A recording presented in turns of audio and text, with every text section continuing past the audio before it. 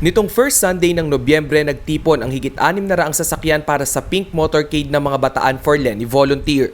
Mula sa mga kotse, jeep, tricycle, motorsiklo at bisikleta, lahat nakibahagi sa naturang motorcade.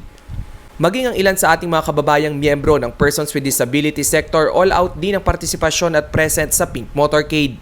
Mula ang mga nakilahok na caravan sa Mariveles, Limay, Orion, Pilar, Balanga City, Dinalupihan, Hermosa, Orani, Samal at Tabukay.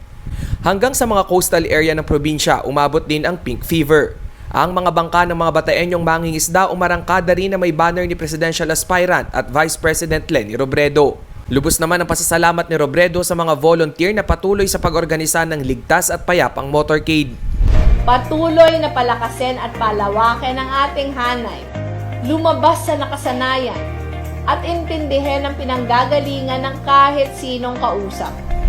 Nanawagan din ang pangalawang Pangulo sa kanyang mga taga-suporta na mas lawakan ang kanilang pangunawa at pasensya sa mga taga-suporta ng ibang kandidato. Marapat lamang umano na irespeto ang opinyon ng bawat isa.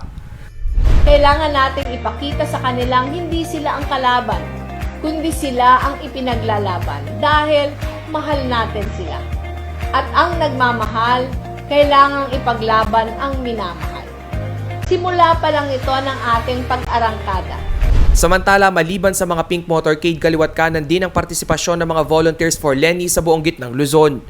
Palagian din ang pagdaraos ng Pink Wednesday kung saan namamahagi ng lugaw at iba pang pagkain ng mga taga-suporta ni Robredo sa ating mga kababayan.